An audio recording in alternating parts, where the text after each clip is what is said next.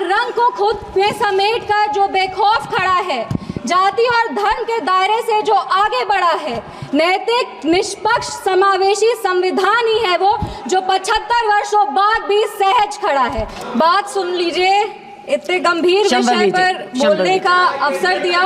Please इस मौके पर हम आभार व्यक्त करेंगे हमारे पार्टी के राष्ट्रीय अध्यक्ष श्री चिराग पासवान जी का, क्योंकि दोनों तरफ से देख रहे हैं कि बहुत कद्दावर, बहुत सीनियर नेता संविधान के चर्चे पर बोल रहे हैं, पर एक पहली बार जीत कर आई हुई महिला युवा सांसद को संविधान के चर्चे पर बोलने का मौका दिया। इसके लिए हम हमारे राष्ट्रीय अध्यक्ष श्री चिराग पासवान जी के आभारी हैं। इस सदन में सबसे युवा सांसद होने के नाते हमें गर्व की अनुभूति हो रही है कि हम उस वर्ष इस सदन में शपथ लिए जिस वर्ष संविधान अपना 75वां वर्ष का उत्सव मना रहे हैं। सोशियोलॉजी की छात्रा रहे हैं, कॉलेज में सोशियोलॉजी को संविधान को एकेडमिकली और थ्योरेटिकली पढ़ने का मौका मिला है, पर 24 जून को जब इस सदन में हमने शपथ ली थी तो संविधान को अपना प्रेरणा मान करके, प्रेरणा स्तोत्र, उससे प्रेरणा ले करके अपने कार्यों में भी संविधान को ढालने का मौका मिला है। महात्मा गांधी जी ने भारत के संविधान के विषय में 1931 में कहा था, I shall strive for a constitution which will release India from thraldom and patronage. I shall work for an India in which the poorest shall feel that it is their country in whose making they have an effective voice. An India in which there is no high class or low class of people. An India in which all communities shall live in perfect harmony. This is the India of my dreams for which I shall struggle. इस सदन में जब हम शपथ लिए थे, संविधान की शपथ लिए थे और सत्य निष्ठा से प्रतिज्ञान किए थे कि भारत की प्रभुता और अखंडता को अक्षुण्ण रखेंगे और कर्तव्यों का श्रद्धापूर्वक निर्वहन करेंगे, पर हमारे विपक्ष के लोग हैं जो विदेशी तंत्रों से हाथ मिला करके बार बार भारत की प्रभुता और अखंडता पर चोट करते हैं। एक तरफ जहां मोदी जी की कार्यकाल में एफडीआई बढ़ा है, जो फॉरेन डायरेक्ट इन्वेस्टमेंट है, वहीं पे इतने ही वर्षों में कांग्रेस का एसडीआई जरूर बढ़ गया। अब एस उसमें क्या है उसका नाम लेंगे तो हल्ला हंगामा हो जाएगा, इसीलिए आप लोग खुद ही समझ जाइएगा। ये वही बात हो गया, हिंदी का एक मुहावरा है, मुंह में राम बगल में छुरी, पर ये भी विपक्ष पे सही नहीं बैठता है, क्योंकि विपक्ष तो प्रभु श्री राम का नाम ही नहीं ले सकते, पर छुरी लेकर के बार बार संविधान की हत्या जरूर करने का कोशिश करते हैं। इसीलिए हम लोग कहते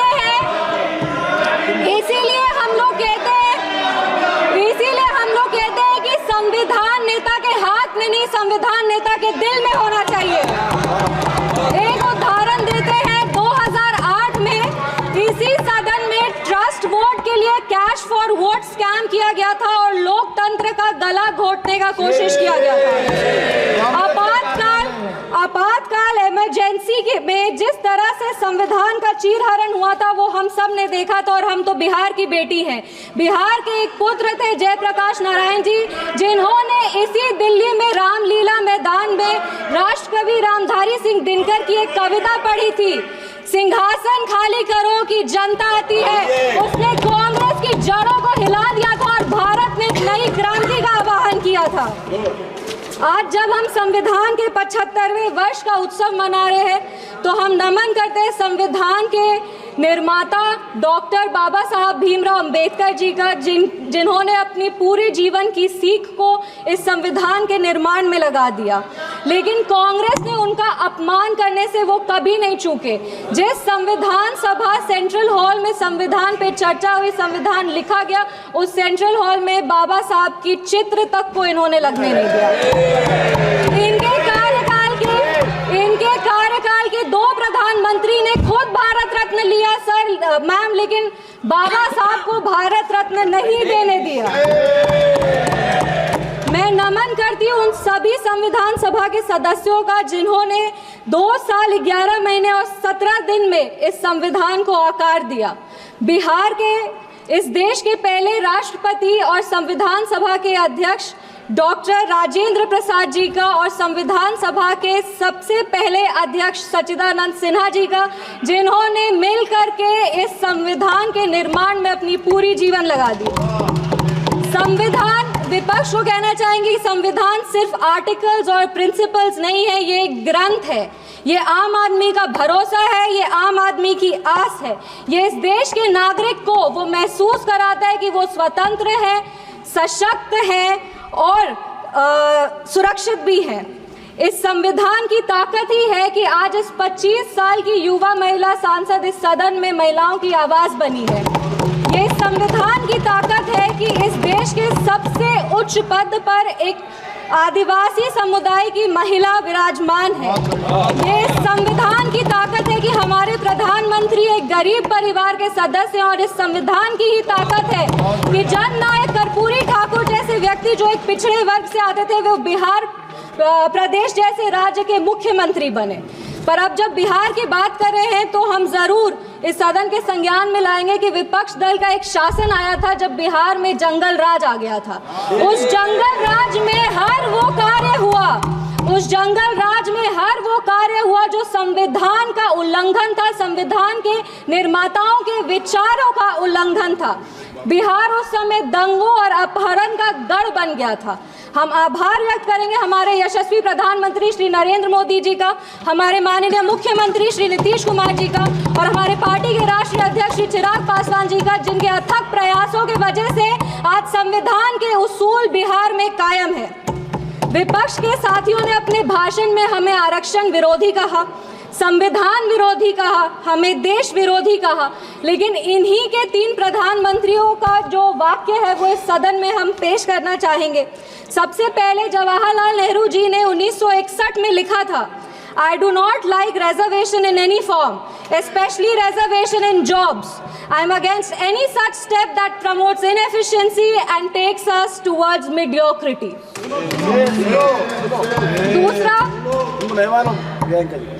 दूसरा इंदिरा गांधी जी ने, नीरज चौधरी जी की एक किताब थी हाउ प्राइम मिनिस्टर डिसाइड्स, उसमें उन्होंने कहा था अपने तब के लॉ मिनिस्टर शिव शंकर जी को कि एक ऐसा ATR तैयार कीजिए कि सांप भी मर जाए और लाठी भी न टूटे। ये मंडल कमीशन के रिपोर्ट पे उन्होंने कहा था।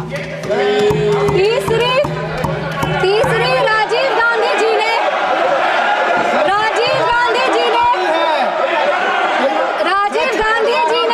एक इंटरव्यू में आलोक मेहता को कहा था मार्च 1985 में, no promotion of. Rajiv Gandhi ji ने एक इंटरव्यू में जर्नलिस्ट आलोक मेहता को कहा था मार्च 1985 में कि no promotion of idiots in the name of reservation, and that promoting idiots in the name of reservation would harm the entire country. ये इनके 3 प्रधानमंत्री थे और देश 37 साल इनके प्रतिनिधित्व में था और इन्हें लगता था कि आरक्षण से इस देश में सेकेंड ग्रेड सिटीजन आते हैं। कांग्रेस को माफी मांगनी चाहिए इस पर। आप बात करते हैं सेक्युलरिज्म की, की तो एक आंकड़ा भी पेश करेंगे। जवाहरलाल नेहरू जी के कार्यकाल में 16 राज्यों में 243 सांप्रदायिक दंगे हुए। इंदिरा गांधी जी की कार्यकाल में 15 राज्यों में 337 सांप्रदायिक दंगे हुए और राजीव गांधी जी के कार्यकाल में 16 राज्यों में 291 सांप्रदायिक दंगे हुए। ये कैसा सेक्युलरिज्म का परिभाषा है, हमें तो समझ नहीं आता। एक और बात कहेंगे, कहानी सुनाएंगे। 1984 में जब सिख रायट हो रहा था, 1984 में जब सिख रायट हो रहा था तो एक सिख समुदाय के व्यक्ति एक दलित नेता के घर में रक्षा पाने के लिए गए थे, एक पनाह मांगने गए थे। उस दलित नेता के घर को जला दिया गया था। वो दलित नेता कोई और नहीं, हमारे पार्टी के संस्थापक श्रद्धेय रामविलास पासवान जी थे, जिनके घर को 1984 में जला दिया गया था। आप बात करते हैं संविधान की और सेंटर स्टेट रिलेशन की, तो बता दें कि इंदिरा गांधी जी की कार्यकाल में 11 साल में 35 बार राष्ट्रपति शासन लगाया गया। एक महिला, एक युवा और एक दलित सांसद होने के नाते हमें गर्व होता है कि हमारी सरकार एक ऐसी सरकार है जिसने संविधान के उसूल को अटल रखा है। हमारी सरकार ने संविधान को मजबूत करने का काम किया है। पिछड़े 2 मिनट बस खत्म करें। पिछड़े आयोग को संवैधानिक दर्जा हमारी सरकार ने दिया। पिछड़े वर्ग से आर्थिक रूप से कमजोर जो व्यक्ति आते हैं उनको आरक्षण हमारी सरकार ने दिया। इनके पास महिला प्रधानमंत्री थी, पर हमारे प्रधानमंत्री ने नारी शक्ति वंदन अधिनियम ला करके 33% आरक्षण दे करके महिलाओं के आवाज को अगर मजबूती किसी ने दी है तो वो हमारे यशस्वी प्रधानमंत्री श्री नरेंद्र मोदी जी। 1 मिनट। एनडीए की सरकार ने बिहार में हमारे प्रधानमंत्री, हमारे माननीय मुख्यमंत्री श्री नीतीश कुमार जी और हमारे पार्टी के राष्ट्रीय अध्यक्ष श्री चिराग पासवान जी के नेतृत्व में संविधान के सभी प्रावधानों को मजबूती से वापस लाए हैं और यही प्रयास करते हैं कि संविधान को अपना प्रेरणा मानकर योजनाएं बनाए जो हर वो नागरिक तक पहुंचे जो जरूरतमंद है। अंत में अपने वाणी को 4 पंक्ति पढ़ के बैठ जाओ दादा, 4 पंक्ति बैठ जाओ दादा, 4 पंक्ति पढ़कर अपने वाणी को विराम देंगे। हर रंग को खुद में समेट कर जो बेखौफ खड़ा है, जाति और धर्म के दायरे से जो आगे बढ़ा है, नैतिक निष्पक्ष समावेशी संविधान ही है वो जो 75 वर्षों बाद भी सहज खड़ा है। धन्यवाद। जय हिंद, जय बिहार।